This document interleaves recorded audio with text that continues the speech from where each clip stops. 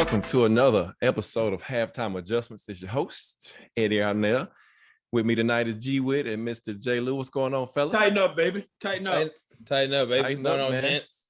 Tighten up. What a weekend for football. You know, it kind of started off as a great weekend. If you in the college football, had some great matchups. You know, Alabama, Ole Miss, and you had Georgia, Arkansas, which you thought there was going to be some good games. But Exactly. Ended up being some blowouts. But a big weekend of football.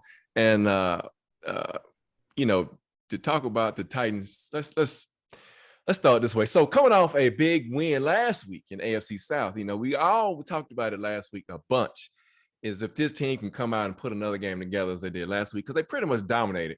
You know, we all agreed that the Colts game should have been a blowout, and you know, it was closer than what we thought it should be. But you know, you like to win, you take the win, and these next two games, we all agreed again that they would be tough games, especially going on the road. You know, coming into this week, had a lot of the star players sitting this game out. AJ Brown, Julio Jones, Bud Dupree. You know, somebody's going to step up. You know, Josh Reynolds was finally healthy. You wanted to see what he was going to bring to the table.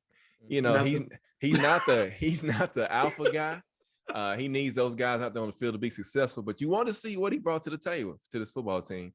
And you also knew it was going to be important to get Derrick Henry established early in the game and to wear that big defensive line out, because the Jets, like I said last week, they had a top 10 defense, and you saw it today in a lot of facets. And then also you wanted to see if the defense was going to get pressure on Zach Wilson. Didn't really like the game plan, but as we talked about last week, in the past, the Titans have a knack for letting rookie quarterbacks sit in the pocket too long, not put any pressure on them. And you saw what happened to Jay. The Jets in OT, 27-24 over the Titans. Jay Lou, let me hear your first reaction, man, and I'll get to you, G Witt. Yeah, it's hard to say that, you know, I hate that I predicted this back when we did the schedule breakdown in the offseason, that this 2-week stretch, we would blow one of these games. Absolutely. I mean, you know, injuries happen in the NFL, but, you know, to me, if they play that game 10 more times, Titans win 9 out of 10 times. We've got to have the talent. We simply got out coached today. And it starts with the head coach, the coordinators. Todd Downing should be left in New York for what and the offensive line coach should be left, because it was almost coaching malpractice for what they did with that offensive line. Now, I agree, Tannehill, he's holding the ball too long. A part of it you got to attribute to, you got your 4, 5, and 6 receivers that can't get open. I think the running back led us in receptions today. He did. Okay. I still, for the life of me, don't understand how 3rd down and 2, 3rd down and 4, 4th down and 4, and your best offensive player is standing on the sideline. If you looked at Derrick Henry today, he looked a little ticked off a few times that they had him out of the game. But I mean, in the defense, you know, for one, I don't think he was inactive, but I guess Vrabel said after the game he was unavailable. But Chris Jackson going down, I don't know why we move Fulton to the slot, because he's your best outside guy.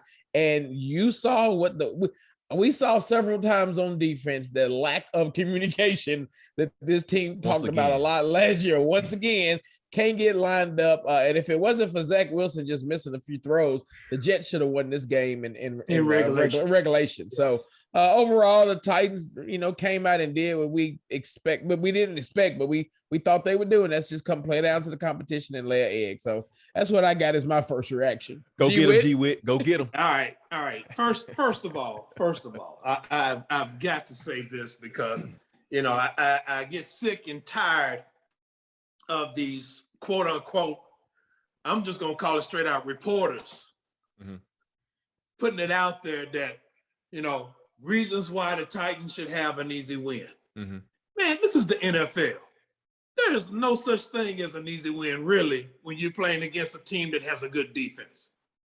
Teams that, what do we say all the time? Defense wins championships. Every time. Defense will keep you in a game.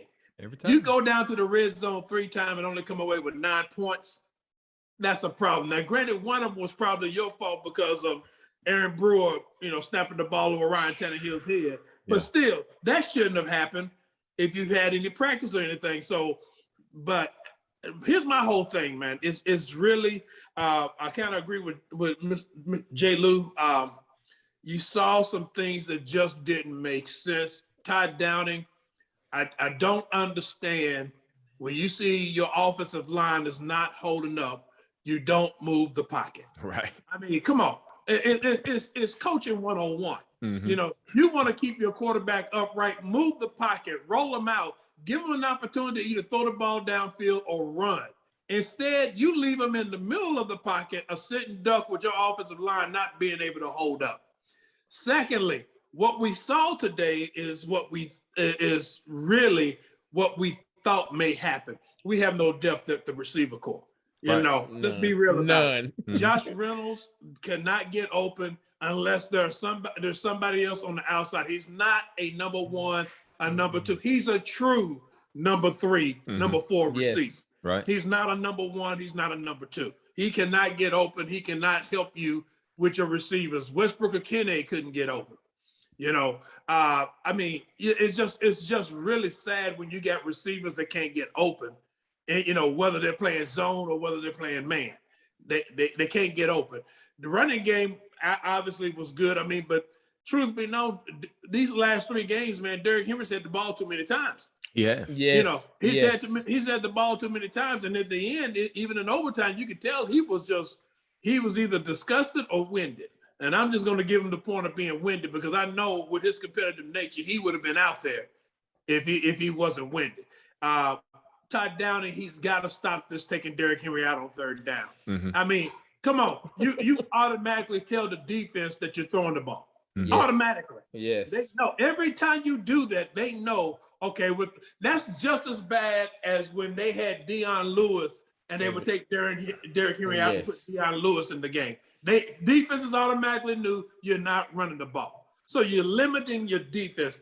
I agree with you. Todd Downing needs to stay in New Jersey and, you know, and find somebody else to call plays for because obviously he doesn't know how to call plays. Ryan Tannehill is going to, if he wants this team to be good, he's going to have to start audibling out of some of these play calls. Yes. He's got to start audibling out of them because Todd Downing is not calling good games. He's just not doing it, especially against strong defenses. If you got a good defense, he don't know how to call the plays. He really don't.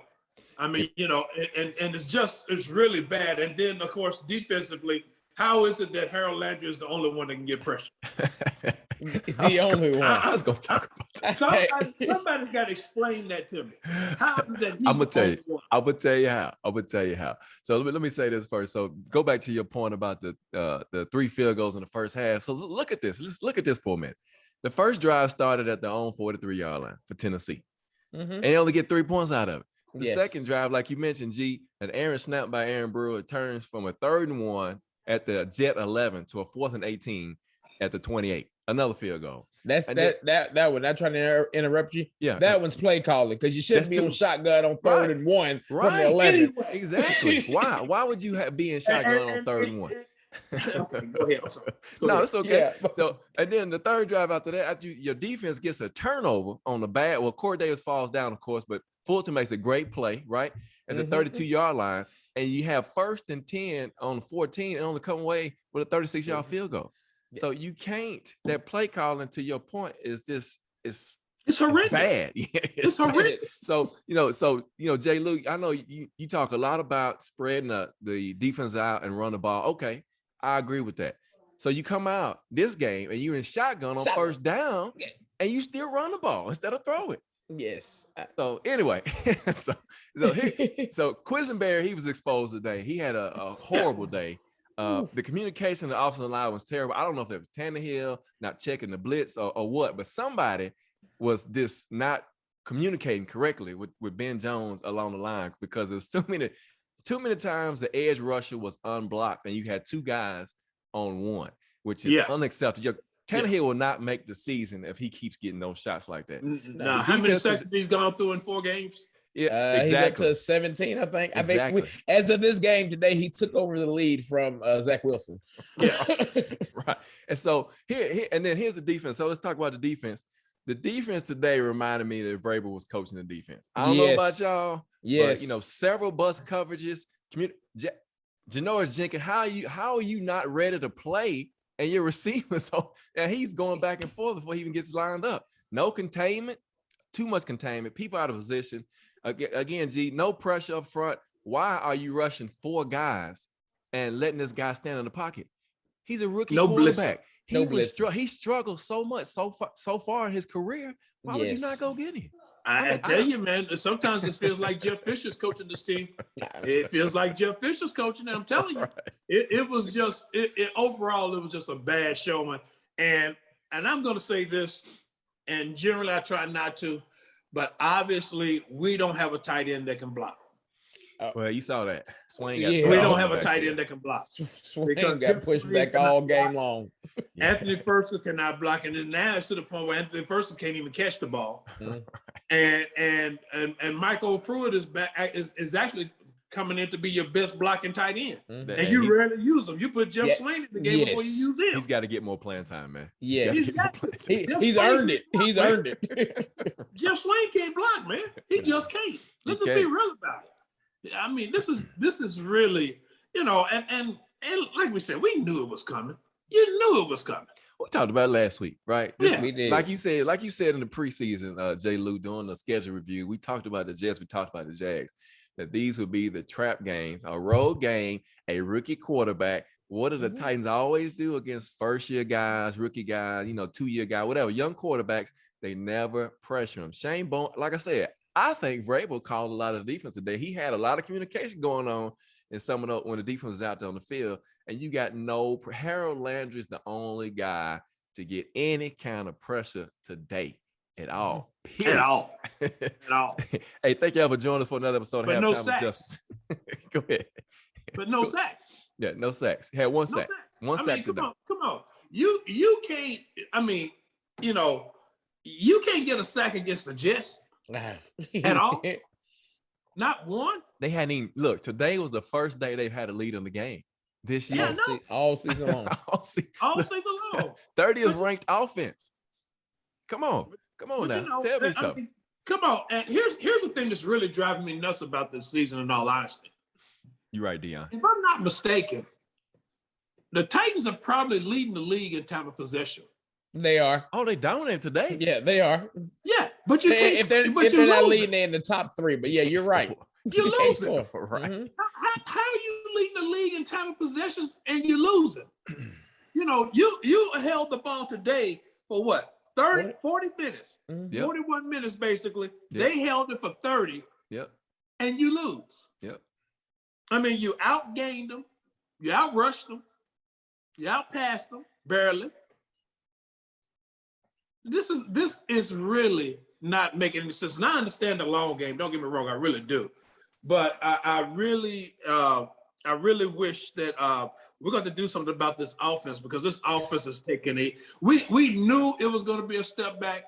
We knew that with Arthur Smith being gone, and then with the weapons like Jonnu Smith and Corey Davis being gone. So we knew it was going to be a step back, but I did not expect the inefficiency that we're seeing. Yeah. That's the one thing I didn't expect. But Ty Downey don't like play action. He don't like motion. So our offense is pretty much predictable regardless of who we're playing against. And we're going to struggle against this, especially against defense. Jacksonville's going to be a tough game next week. I'm telling you now. I saw them Thursday night. The defense is much improved than what they were last year. Jacksonville's going to be a tough game. And I don't expect Derrick Henry to run for 200 yards against Jacksonville next week. I really don't. I mean, he's carrying the ball way too much. Way too much. So, it's back to where it was last year. If he's not carrying the ball 30 times a game, we have no chance of winning. Yeah, they outcoached us, Dion. I agree with you. Up and down the field, then you got the first punt. The game was a shame. After you needed to flip the field position, your punter comes out and kicks the 15. Shanks it. Right there, you knew, man. You knew at that point in time that it was just going to be a long day.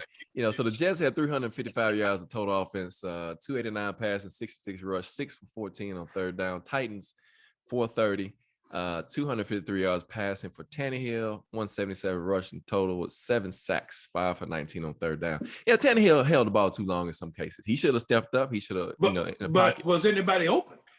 Well, he could have got out some of those sacks. I'm not saying they were open. No. I'm but not disagreeing with you, but I'm just saying that leads to it when your offensive coordinator refuses to roll you out to give you a chance to do anything. That leads to it. All of a sudden you stuck in the middle and you have nowhere to go because they're coming up the middle. They're coming up the middle. Right. In so some you cases, really have no place to go. So if nobody's getting open and they never went to a quick passing game, coaching. I mean, this offensive coordinator, really, you see why the Raiders got rid of him. Right. So and you see why he's never called plays since then. So J. Lou, what kind of takeaways can we take from this L, man? I mean, it's an L, it's early, it's 13 more weeks left. You're looking for positive takeaways, or you got to have something, right? So let me say this, and I go. I got a couple positives for you. Yeah, go ahead. So for the Titan fan out there, a couple positives. A, we're still in the AFC South, still in first place because the division's trash. Right. So that's a positive. I mean, all division winners get in. And then B, let me just run off some games. Go ahead. 99 season, Titans lost to the 4-12, a team that finished the 4-12 49ers. That was a Super Bowl run. Yes. 2002 team lost to the Cowboys that finished 5-11, AFC title run. 2003 lost to the New York Jets that finished 5-11, won the wild card game. Right. 2017 lost to the 3-13 Texans, won a wild card game. 2019 lost to the Panthers, who finished 5-11. AFC title game. And then last year alone, in the exact same uniform combo, might I ask, lost to the Bengals, who finished 4-12 playoff run. So on the road. So this is the Titans' history. We're due for one of these games. We can look at the schedule next year when it comes out and pick one of these games where we're gonna sit here and be baffled. Right. So I think that's one of the positives. Yeah, you're right. I mean, that's one of the positives you can have. But I think we've got to get healthy, and it makes you wonder. I mean, some of these, to G Witt's point, for everything that we thought we had on depth, it doesn't show. I mean, you've got to have one of those dogs out there, Julio or AJ. One of them have to be out there. The offensive line. So last year we all talked about how the defense was what we thought it was at the beginning of the season, and it lasted the whole year. We've talked about it since preseason that this offensive line was beyond terrible, and Woodside better get ready because Tannehill, his pocket presence is gone. We're not going to roll him out. And again, not rolling him out is allowing him to take some kill shots. He's not going to make it. So if we don't fix something, this can be a long season. But I think you have a few things you can build on. You like to see McNichol stepping up. I think that solidifies the secondary back. I agree with G Witt. The fact that the beast is on track to carry the ball 540 times, that's borderline ridiculous in the NFL. So you've got to be able to spell him some. And you would hope that when we get some of these rushers back on defense, your Bud Dupree's or whatnot, that we just generate a pass rush. But I think Janoris Jenkins, how far along is Farley, and how this makes you wonder exactly how bad is, well, not only Farley's injury, but how far off is Molden that he's not getting no playing time either. That we're seeing Janoris Jenkins, who is becoming, Jonathan Joseph 2.0 out there on the field. So it's first quarter of the season, you got to flush it and put it behind you. Right. Well, and go ahead. Let me get this out real quick, G. So a couple of comments. So Rodney says, why do we always play down to our opponents? That's just the typical Titan way. They always play down to the level opponent. I mean, it doesn't matter who it is. Every year, you can, like J. Lou said, you can look at their schedule and pick out their game or two to say, hey, they are going to play at this level that week. And you already know.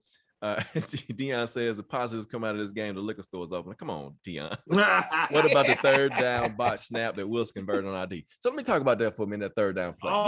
So he drops the snap, right? And so why are you not staying in coverage, Byard? Why are you coming up, Byard, and leaving the underneath coverage open? It's no way that Zach Wilson is not sacked on that play. It's no way. It's like there's no pressure. There's no rush. There was no pressure. That's what I'm saying. Yeah. What I'm saying is, once the ball is on the ground, he can't see what's going on. They should get there, right? Well, see, that's my whole thing. You go back and look at that whole drive sequence. Right. It started with the kickoff return. Right. Daniel Christian causes a fumble. And nobody on the team sees it. So the Jets have an easy recovery. Mm-hmm. Then you get the pass interference call on Dave Christian. Okay, I'll flush that one. It happens. That's bad. But like you said, next play, fumble snap. Nobody's near him at all. Nobody comes close. The only closest jersey you saw near him was who else? Harold Landry. Nobody else got close to him. Right. And then and he still was, and like you said, they didn't even maintain their coverage. Not at all. I don't understand why Byron would run up on that. He has no responsibility in that backfield. You know, he should stay in Especially when you've been giving up long plays the whole game. All game long. Right. Lamonte, I agree, man. Our coordinators are the issue right now. The play calling is horrible on both sides of the ball. Yeah. You know, we talked about the right tackle position to death, and it's biting us every it's not every week. Right every tackle once in a while. and right guard. And right. Yes. Right. Yes. Nate Davis had a bad game today. He did. He did. I mean, You know, you gotta give basically credit you gotta give credit to Quentin Williams, man. He's a beast. He is. Yeah. Well, you knew that though. Yeah, I mean, you knew that. And then you had some guys in that line that was some unknowns that made a name today. Yeah. So Sheldon Rankins, of course, he's a good defensive tackle, but those other guys, man, you know, that third-year linebacker out of Murray State, that guy's all over the field. Yeah, he was. Right. Well, see, that's the thing about it, man. When you like we say, especially in the NFL, in college, maybe not so much, but in NFL, if you got a solid defense, oh yeah, you can win some chance. football games. Oh yeah, and you knew with Robert Saleh, the defense was going to be solid. It's the same way it was when Todd Bowles was at the Jets. Right. You got a defensive coordinator, the defense is always going to be solid. The problem we got is we don't have a good DC, and we definitely don't have a good OC. I mean, I looked at it the other day. Last year we averaged 30 points a game, 31 points a game. Mm-hmm. And so far this year, I think what we're averaging is something like 24. Right. That's a huge drop, man. It is. Yeah. That's the whole. And touchdown. the defense is still giving up about 28 points a game. Right. So stop and think about that, man. We're not really holding anybody. We definitely have become a middle of the road team, in one fell swoop. We have really nothing outstanding on this team defensively or offensively, other than, like I said, Derrick Henry with his consistency running the ball. Mm-hmm. We got an offensive line that can run block. They can't pass block, but they can run block. Right. So, and when your offense is not producing, defense gonna be on the field a long time. They ain't gonna be able to stop nobody come fourth quarter. But the problem that's the other misnomer you got about this. We're leading in time of possession. Yeah. Come on, man. This whole thing is an oxymoron. It's not making any sense. Not scoring any points. Really You is. saw it first half. Not So scoring any basically, points. it tells you a couple of things. You're leading in offensive possession, so that means you're running the ball a lot. Right. Okay. Mm-hmm.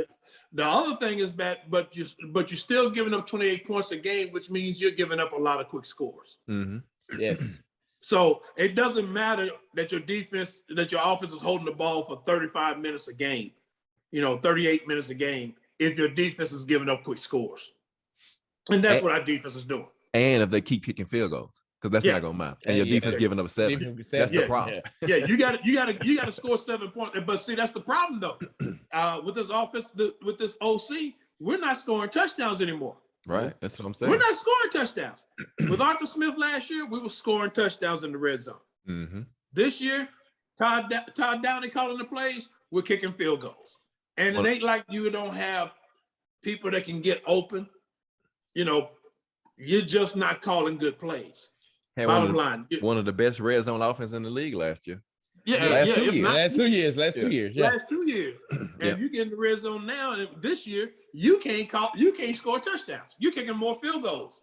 And like I said, I think Todd Downing, came of age under Jeff Fisher, man. He's calling the Jeff Fisher offense. It's like Les Steckel is back here again, man. Out of the shotgun on 3rd and 1. Third and one. That irritated me today. And then on the defense side of the ball, you preached and talked all this. We got corners that can play man-to-man press, and we were giving 10 to 15 yard cushions again today. That's why I told you, man. That's why I told you, Vrabel, man. Vrabel had to have his hands on the defense today. He had to. Why would you be backing your corners up 10 to 15 yards deep, especially when they need it? They needed 12 yards for a first down. And you behind the sticks. Playing coverage. Why? Giving up all the underneath, and then when you give up the underneath, you're not tackling. See, Carlton says do we think that if AJ and Julio had played today, would the outcome been different? That's hard to say because the offensive line didn't play well today. So that's hard to say. The play calling was not good. And I don't care if they would have had Randy Moss out there. If the offensive line can't give the quarterback time to throw the ball, right? It don't matter who's out there. Yeah. So, I mean, but the bottom line is when you got an OC that's calling these okie doke plays, and not adjusting to what the defense is doing to him. I mean, he never adjusted the whole game to what the defense was doing to him. Never adjusted. Then when he did near the end and tried to be cute, you tried to run the screen every single play, and they picked up on it. I mean, you ran it like 3 times in a row. Hold it. Let me just clarify something for some people here real quick. This is the difference between college and pro. How dumb do you think the defense has to be when you've been running the screen the whole game and you get in crunch time and that linebacker is going to see Jerry McNichols come in the game and see him flare out, he's not going to go with him. If the truth be known, if the defensive player would have been playing the ball, he would have picked twice. He would have picked six. Yes, twice. Oh gosh, man. Yeah, these coordinators. I'm just saying right now, in all honesty, with these coordinators that we have, really, it's going to be a long season. Because I see we have an unimaginative offense right now. I mean, there's nothing spectacular about it. There's nothing dynamic about it other than Derrick Henry being able to run the ball, and they're going to kill him before the season's halfway through. Yeah. I hate to say it. But other than that, we have nothing on offense at all. We really have nothing. We have tight ends who can't block. Oh, yeah. We got an whole line that can't pass protect. You call them plays where, you got to hold the ball for 3-4 seconds for somebody to come open against a defensive line that can absolutely pass rush. And then all of a sudden, like you said, you got a defense where you want to be playing man-to-man and blitz. You show blitz all preseason and everything, and you get against a rookie quarterback and don't blitz him once. Only got one player getting pressure. That was it. That was it. I mean, and you never adjusted to it at all. You never adjusted to it. Never. That's the thing that bugs me more than anything else. It's not the fact that you didn't call it, but you never adjusted to what the offense and the defense was doing, and you gave a rookie quarterback time and time again plenty of time to get the ball away. And he showed it at the combine. He showed it in his workouts.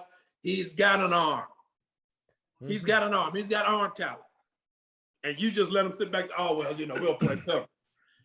That's that seriously. That's that Jeff Fisher mentality. And it showed up again today. Yeah, Ray was going to have to go to the drawing board with these coordinators and look them in the face, man. Tell them they got to stop running this jump. They got to stop being more aggressive. Something's got to change. Something's got to change. He has got to make a stand. Why he can't. Yes. Why yes. At 2-2, he's still in first place in the division. But let's be honest about it. Truth be known, what did we say when we first went through the schedule? We were hoping we could come through at least 2-2 on the first 4 games. Yeah. So we did that. It just ain't the way it should have been. It should be 3-1.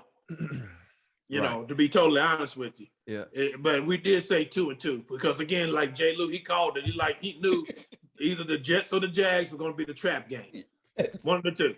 Well, and it's not over yet because we got to play the Jaguars next week. Yeah, we got to play the Jags next week. So injuries are going to be a key point going on the road this week. Saffold, he left the game with a concussion. You wonder if AJ Brown and Julio is going to be back. One of them will be back, maybe. Hopefully, we'll see. Because right now we don't have a receiver that could beat anybody one-on-one. As long as it's locked that, they're going to press cover. They're going to press cover all game. Get open in a zone. Right. Do not know where the spots in the zone coverage where to be. They hit Westbrook King some on those zones on that glance place, what they call. They faked the dive to Derrick Henry and hit him across the middle. He caught a couple balls across the middle. It wasn't too bad.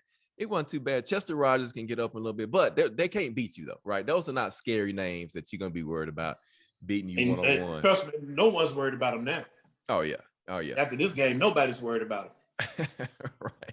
They said Grover. They said it's too many references to Jeff Fisher now. Come on. Well, I got too much. I'm a history buff, so I got too much history to reference these days, man. I'm sorry. You got too much. This coming Sunday, believe it or not, becomes kind of a must-win game. It is a must-win. Because if you go 2-3 facing that murderous row the next 4 games you got, that could be ugly. So I mean, you've got to muster up everything you do. Like you said, Ed, we've got to get some bodies healthy. It's amazing to me that this offensive line, like you almost got to use every draft pick on offensive line. We don't have an offensive line spot that's sold up right now. And I mean, we've blown it. Again, as quiet as it kept, and it's probably because Nashville's a smaller market, but some of this blame got to start going towards J-Rob too. Yeah. Because he's built this team. That's right. We've missed on some draft picks on the O-line and on a little bit of depth. And we're trying to go big with some of these free agents who, this year they're playing decent when they play, but we can't get them on the field. Last year they were on the field just stealing money. Not wanting to play. So, exactly. I mean, at some point in time, you got to start looking at J-Rob as well, because he's picking this team and putting it together. But they got to have some serious talks behind those Titans office doors tomorrow. Yeah. It's going to be some. Trust me, there was some serious talk on the plane ride back tonight. Oh yeah, I guarantee you. Got to get some guys healthy though. We got to get Bud Dupree on the field. Yeah. We got to get AJ and Julio on the field. We got to get Caleb Farley on the field for that. But that's the problem, though, Eddie. You stop and think about it. That shows you have top talent, but you don't have anything behind it. Right. And it's hard to win when you don't have anybody that can back him up. I mean, come on now. It's just really hard to win like that. It is, but also your coaches have got to put you in position to win. They can't come out here calling this vanilla offense. They can't come out here playing this soft defense and hope that they can cover somebody when you know that you don't have your top guys in the game. You don't have one of your best pass rushers. So why not? If I'm going to lose, I'm going to get beat putting pressure on the quarterback. That's just me. Absolutely. I'm going to put pressure on the quarterback. I'm going to take my chance and say, hey. I'm bringing blitzes from all angles and not right. Exactly. Right now, what they did today was allow him to think the game is that easy. He had time to wave Corey Davis down the field and hit him. He hit him on a touchdown pass. And Janoris Jenkins, I was like, why did he stop running? He stopped running. He could have got in there, at least try to knock the ball out or something. But anyway, so looking around the AFC South today, the Colts get their first win. Houston loses again. And of course, the Jaguars lost to the Bengals on Thursday night. And so, just again, looking at the standings, the Titans sit at 2-2 at top of the division, with the Texans and the Colts at 1-3 and the Jaguars at 0-4, with a big matchup versus the Titans this weekend down in Jacksonville. It's going to be tough. They lost 24-21 Thursday night.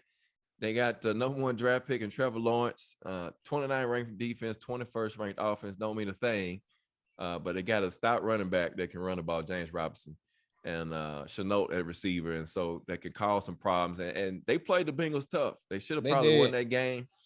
Well, they should have won, but the one chance I get the Titans on this one, I think the coaching's gonna wash each other out, because I'm not sold on Urban Meyer. I think he got out coached Thursday night. That's why they lost that game. Exactly. Thank you. I agree with you totally, because that's what I was gonna say. The one thing that the Titans may work in their favor, in all honesty, is that Urban Meyer is on the other sideline. Yeah, right. Because the bottom line is Urban Meyer still does not have a good grasp of the NFL game. He really doesn't. But let's be smart about this though. The opportunity is going to come, and he's going to have one of those games. And that's what I'm saying. With the way it looks, it's going to be against us. Yes, because you know why? Because they're only going to rush 4 people. Yeah. And they're going to play 10 yards off. We're going to rush them and play coverage and try to confuse them. Confuse them with. I'm telling you, it's the old Jeff Fisher way, man. I'm telling you. Try to confuse them with a soft zone. Cover soft 3, zone, no cover pressure. 4, cover 2. Yep. Ridiculous. And here's the other thing that was bad about this whole thing, in all honesty, and like you said, J. Lou, Janoris Jenkins may be Jonathan Joseph 2.0. Oh, boy. I mean, don't get me wrong. I think a lot of it has to do with the scheme, because he's a very aggressive player, and they're asking him to play soft. And that's not his game. His game is not a soft game. His game is a physical game. That's why we know he's going to get a PI in the game, because he's going to play physical. He's going to be up front. He's going to grab. He's going to hold. What you got right now is you playing them soft. And I agree with you. It looked like Mike Vrabel calling the defense again. It looked like his scheme. You know, and to that point about Janoris Jenkins. So you know, and that just goes back to the coaching again, the coordinators. You know, you got a cornerback that's physical at the line of scrimmage. You know that's his game. He's not a zone guy. He's a man guy. So why are you not putting him up in the receiver's face? You got to play to the skill set of your football team, and they're not doing that. And so and this is I'm gonna get this comment in because it was been asked a couple of times. Will says, do we think it's time to move on from Taylor, the one he's been soft since he got busted for the PD? I've been saying that. So Will J. Lou's been saying that. I mean, right now you don't have anybody else unless you go play Sambrelo, but I don't even think he gonna fit the bill right now. So I think you play this season out and you see what happens afterwards. And then, truth be told, it's time to move on from that entire left side of the offensive line. I mean, really? Yeah. I mean, absolutely. Because really what's going on right now is that this again, and a lot of it lends itself to the predictability of the offense. Let's just be real about it. A lot of this, it lends itself to how predictable the offense really is. I mean, it's hard to beat a good defense when they know what you're going to do. It's just hard to do that. It is. And with Todd Downing calling the plays he's calling, every team is going to know. Every team knows they're going to have Derrick Henry on first and second down, pull him out, put Jeremy McNichol in on third down. They're going to throw the ball. You know, there's no threat of the run. I mean, seriously. I mean, it's the same thing that's happening that when we had Deion Lewis, and I'm struggling to understand why when you got Derrick Henry, who's improved on this pass catching, improved on this pass protection, you don't leave him in on third down. Although he missed one today. But here's the thing about it, though. That's not surprising, but the bottom line is what it does with him without him in your offense, they know what you're gonna do. Yeah. You gotta leave him in there, even as a decoy. Right. Even as a decoy.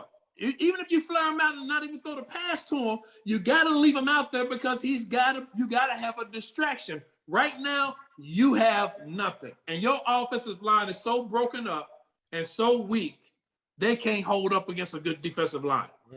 They really can't. And to your point, J. Lou, that murderous row that's coming after Jacksonville, you got Buffalo on Monday night. You got the Chiefs. You got the Chiefs, and you better not play soft against the Chiefs because you're gonna get 50 points put up on you. And then you got the Colts. Then you got the Colts again. Then you got the Rams. After the Rams got to beat down today. You know the Rams got beat down today, so you know they upset. Yeah, they could be chopping at the bit with this vanilla offense we running. Yeah, you know, Aaron Donald's like, look, man, we ain't got to worry about nobody but Derrick Henry. That's all we got to worry about. We ain't got to worry about nobody else. Third down, you ain't even got to worry about Derrick Henry then. I mean, this is asinine offensive play calling. I'm gonna be honest with you, it really is. I mean, I have to just say it. It's bad. I knew we were gonna take a drop offensively with Arthur Smith being gone. I really didn't think it was gonna be this bad. This man has no imagination whatsoever. None at all. And so now you kind of wonder, as we saw that in the preseason, everybody was, oh, that is being vanilla. They're not trying to show anything, but no, that's still being vanilla. Yeah, that's it. Right. That's right. And the defense too. The defense is, to me, the defense is more disappointing because you did all of this in the preseason. Yeah, we're gonna blitz, we're gonna play more man coverage. That's what we want to do. You know, we got more speed on defense this year, and you just don't see it. You just don't see it. Week in and week out. You just don't see it. You don't. You know why? The reason you don't see it? They're not using it. That's what I'm saying. That's what they're I'm saying. Not using it. They're you not. got the speed, but you're not using it at all. You playing soft. And that's the thing that's driving me crazy with this team right now. With the coaching staff, I'm just gonna put it out there with the coaching staff. You're not using your talent the way you should. You're just not. You know, let's just be. And I've seen this way too many times. Not only with Titans, but with other teams as well. I mean, come on. You're just not using your talent. Put it like this.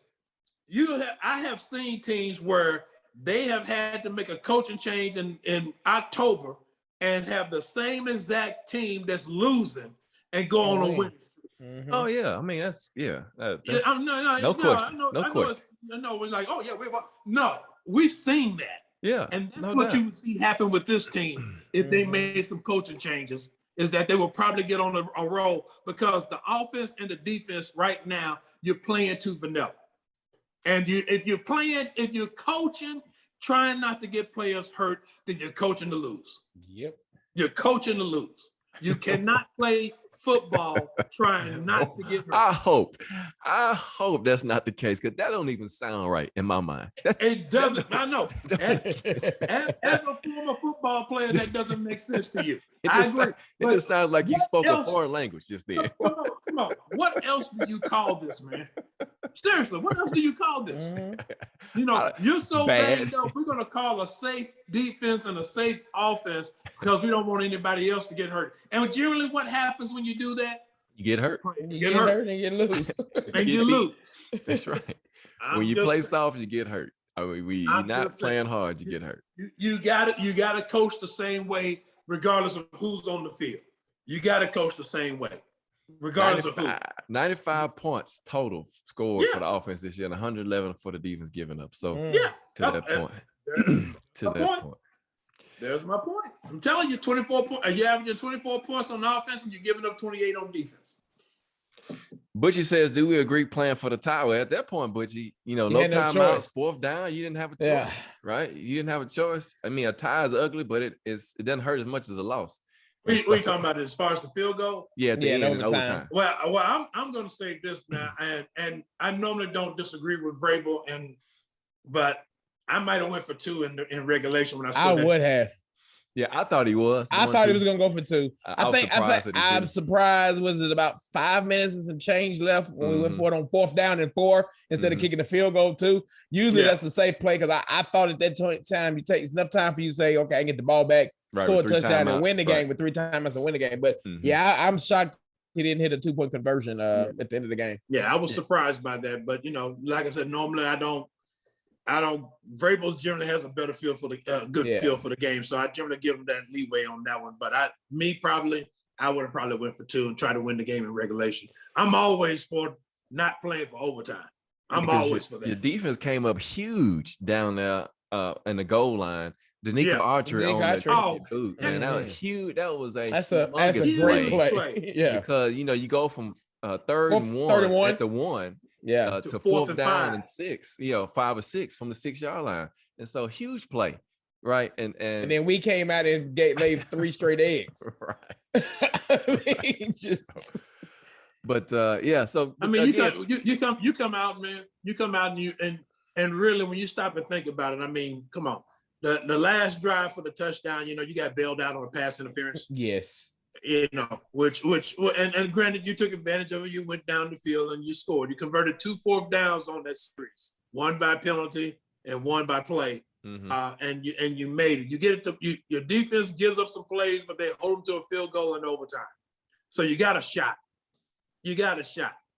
But again, to your point, J. Lou, you're in overtime and your best player is on the sideline.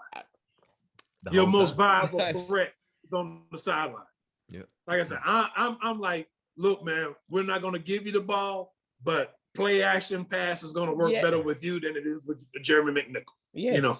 At least the threat of you running the ball is going to hold linebackers, is going to hold safeties. But when you got Jeremy McNichol in there, they ain't worried about it. You saw that on the was it in overtime or on that 4th quarter drive where the fake pitch to Henry had everybody fooled and had full pass. So, I mean, that's common sense that play action works with your best player. Right. Exactly.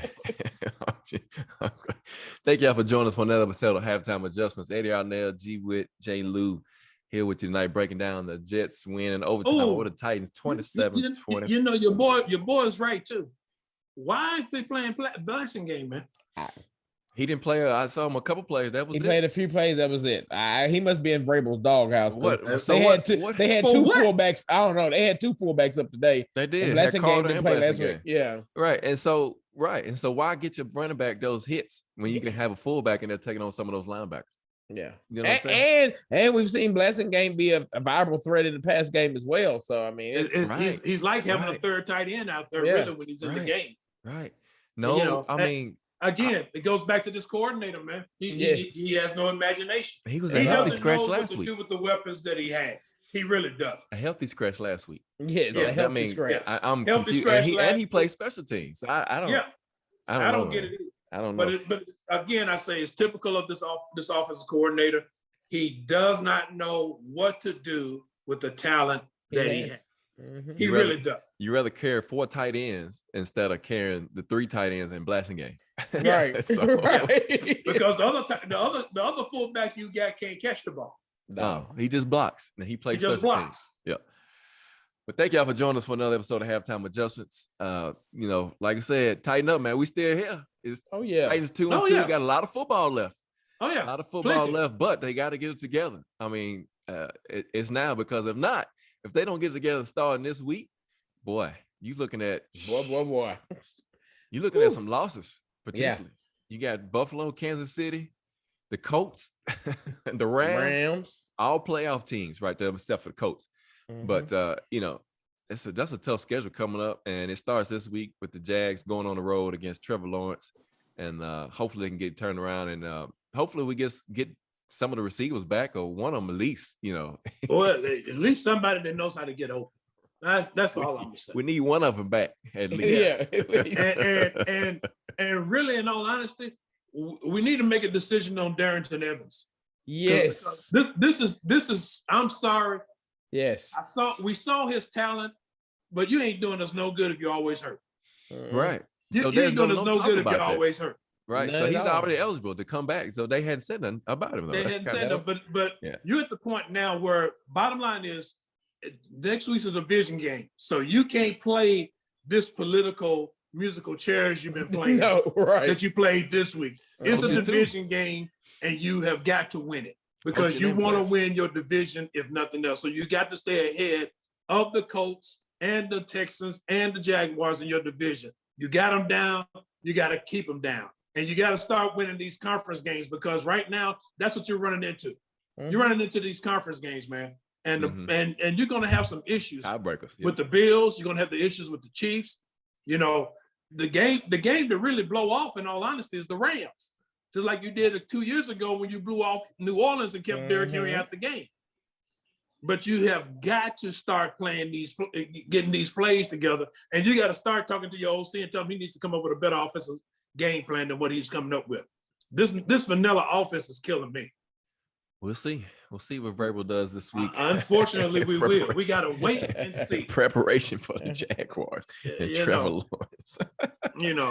I agree. Deion McNichols. McNichols is the backup. He is. I mean, he's been dependable. He's produced on the field. Yeah. And Darrington Evans, sorry to say, he might be the last man out. Hey, really, you got to be looking across the waiver wire or whatever for somebody that's going to come in and actually give you some true quality minutes running the ball. Don't get me wrong, Jerry McNichols is doing a great job, but he poses no threat to anybody. Yeah, no. It's just like having Deion Lewis back there again. He really is no threat to run the ball. He doesn't strike fear in the heart of a defense. So play action doesn't work with him. They'll just blow him up. So you got to have, and that's what I said the whole offseason. You're going to have a viable backup for Derrick Henry if he's going to come in on third down, that can be able to run the ball between the tackles and make plays happen. If you don't have that, then you're stuck. And right now they're stuck. I mean, with this stupid taking Derrick Henry out on I'm just going to call that's just dumb football to me. I'm just sorry. That really is dumb football. Your best offensive weapon, you take him out on third down. Y'all laughing at me, but I'm serious, man. I can't do nothing but laugh. I know, I'm serious. Your best offensive weapon, and you take him out on third down, and you have no threat to run. So you're one-dimensional on third down every time, regardless of whether you got to throw the ball or not. Third and 2, you take him out. Don't forget to add fourth down in there too. Yeah, that's what I'm saying. That's what you think about it. You're one-dimensional. The 1 4th down he picked up because he ran. He was in the game. I mean, still should have had a fullback in on that play. That's what I'm saying. You get him tattooed by a linebacker. Yeah, he got the first down, but he took a big shot. Come on, man. You should play. That's what I'm saying, man. Tell Taylor I'm sorry, man. I ain't picking on Deion Lewis. I'm just calling the game the way it is. I'm calling it the way it is. I mean, you're one-dimensional on third down. There's no viable run threat. It's not. It's easy. It's easy to see what's going to happen even on 3rd and 4. You 3rd and 4, and you take him out. And you take him out. I don't. You got to. I mean, seriously, they got to start looking at that because you basically have told everybody we're one dimension. Arthur Smith, if you notice last year, especially in the second half of the season, he started leaving Derrick Henry in there on 3rd down. Man. Mm-hmm. Yeah. Leave him in there, but why? Because he's a viable threat, and people have got to play him honestly. That's right. Gives your quarterback more time to throw the ball. And the fact that he can catch the ball. He's been catching the ball. No reason. And then every catch that he's making is putting him in one-on-one situations with DBs who got to make business decisions. So to make a tackle. It's just the arrogance of Vrabel and his coaching staff are going to be the downfall of this team. I saw too much 5 wide today with no protection. None. With no protection. Why would you do that? Why would you do that? Why? You now watch this. In 2 weeks or next week, if we get Julio and AJ back, you won't see 5 wide at all. No, you'll see. No, you know what you're gonna see? You know what you're gonna see? You're gonna see AJ Brown. You're gonna be an 11 personnel. Yes. 11 personnel. Blessing game, Derrick Henry, a tight end, and those 2. That's what you'll see. That's what you'll see. But still at the same time, man, even in that regard, you stop and take a look at it, man. You go 5 wide with no protection. What does that tell you your quarterback needs to do? It's got to be a quick pass. Get rid of the ball. And if you look at the routes, I didn't see no routes that were even quick routes. It wasn't. Right. That's what I'm saying. Nobody's getting open. The only time there was a quick route was when they ran the bunch and Josh Reynolds came across the middle and slant. For the first down. That was any smart person knows the Jets were in cover 0 a lot. Bunch will kill that because you can't play man-to-man bump in a bunch set. So let's go back to the Colts. What beats man-to-man? Slants. What did Julio do on 4th down? Killing them on slants. Killing them. So again, to y'all's point, Downing made no. I wonder if they go back and really study the film from the previous game and say, "Oh, this works against man coverage." I'm gonna tell you, they go back and study the film, but you know what they go back and see? Well, this player didn't make this play. Yeah, this player didn't make this block. If he makes this block, this play works. This play works. No, it doesn't. He made the block. He just got Buffalo because the defense knew exactly what you were doing. Mm-hmm. And in the NFL, if a defense knows exactly what you're doing, they're going to kill you every time. This ain't college. I can't say it enough. Yeah, Rodney, we hadn't heard anything on AJ or Julio just yet, but hopefully they'll be healthy. But Deion, we talked about that earlier. Why not audible out of those plays for Tannehill? And so Yeah, Tannehill's got to. Tannehill's going to take over this offense. He's going to have to start. He's going to take over. He's going to have the running back check down first, check the block, check the blitz, and then go out. even with the tight end is going to have to chip and then go out because obviously we don't have anybody on the edge that can block. Yeah, that's true. I mean, and First one can't block, and Swain can't block, and they ain't playing Michael Pruitt. Who's probably your best blocking tight end right now outside of Kari Blasingame. Now, truth be told, he's the best receiving tight end we got right now. Absolutely. Yes, he is. He's got some hands. He's got some hands on him. I'm not sure exactly what's going on with. Like I said again, it's with this OC man. He just has nothing. Yeah, we were clapping too because before we came on live, man, it was taking him a long time to connect. Yeah. I'll be the first one. A couple of things. I'll be the first one to say I lost track of time. I'm sitting here looking at TV, looking at my cell phone, and I saw your text. I'm like, oh, look at the time. Secondly, just got to get this out real quick, Jabbar. Jay Lou, I just want to let you know you got a compliment. One of our fans said that the show is definitely you're a big addition to the show, making it a whole lot better. Appreciate that. I want to make sure I give you that shout out and everything. Yes, sir. Do I need to stand up and take a bow for that one?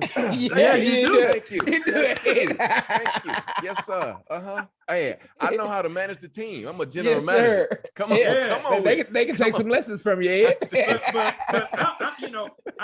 My whole thing again, I go back with J. Rob and everything, man. I know he's made some decisions, and we can't get guys to be healthy and everything. But let's be honest about it. What did we say in the offseason? He brought the talent in. Vrabel is up to doing your coaching staff. And obviously the coaching staff is failing.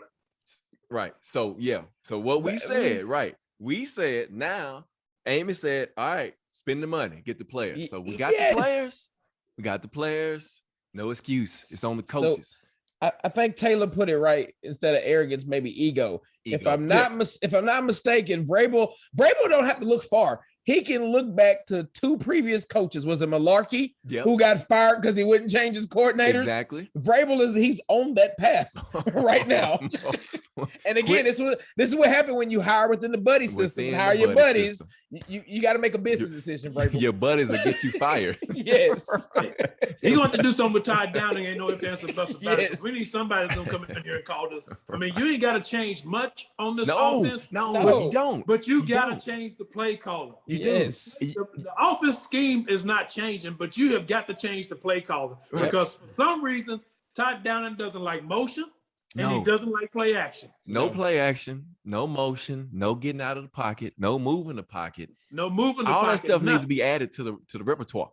And truth be told, if we think about it, Tannehill's very good on these naked boots. I didn't see one, but all this game pretty good at those. Did he not have? As a matter of fact, last week when they played against the Colts, the way they were running that stretch play, I kept saying the naked boot is there all game long. And in the fourth quarter, when they had to have that last touchdown, what did they run?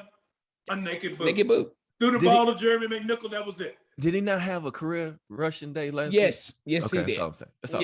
Hey guys, thank you again for joining us for Halftime Adjustments. Eddie Arnett G with J. Lou. Yes, sir. In the house, man. Hey, let me do this real quick before we sign off. I forgot to do it early in the show. Got to give a shout out to my sister. Her birthday was yesterday. Yes. Mariah, happy birthday to you. Love you. Big Chief. His birthday was yesterday. 21 years old. Up there at Miami, Ohio. He's a little banged up right now, not on the field, but he'll be back here in a few more weeks. Yes. And we got to give a shout out for tomorrow too, since we're not going to be on to OMG. There's Louis. It's Louis. Yes, sir. It's Louis. His birthday is tomorrow. So happy birthday to all y'all, man. Appreciate y'all. Love y'all. Thank y'all all for support tonight, man, for the show. We know it was a bad game today, but hey, we still here, man. Still tighten up. Tighten up, baby. We're going to talk. We're going to break it down. We'll always be here. And we're going to give it to you straight. Thank you for supporting the show, for the comments, the questions, man. They keep flying in so fast. I'm having a hard time getting them in. But hey, if I don't get your comment or question, then you can still comment on the show. We'll always reply back to it. You can rewatch it and we'll send you a reply back. But hey, again, thank you for supporting us. Thank you for joining us, and share the show if you like it. If you don't like it, tell us that too. We'll make adjustments like we did. We added J. Lou to the show. Yes, sir. That, man. We'll make halftime adjustments. I don't know about that. Right. We're not stubborn. Hey, I'm not a stubborn head coach. I'm a head coach of this team. I'm not a stubborn head coach. I got these coordinators out and brought in, and I'm not stubborn. I can make adjustments and fix stuff. But hey, guess what? Tighten up, man. Tighten up. Yes, sir. I know how to use my talent. Come on, man. You got to know how to put your talent in position to win the game. But hey, thank y'all for joining us tonight, man. We'll be back next week. Check us out right here live. Eddie Arnell, J. Lou, G. Whit, man. We are out here for halftime. Peace.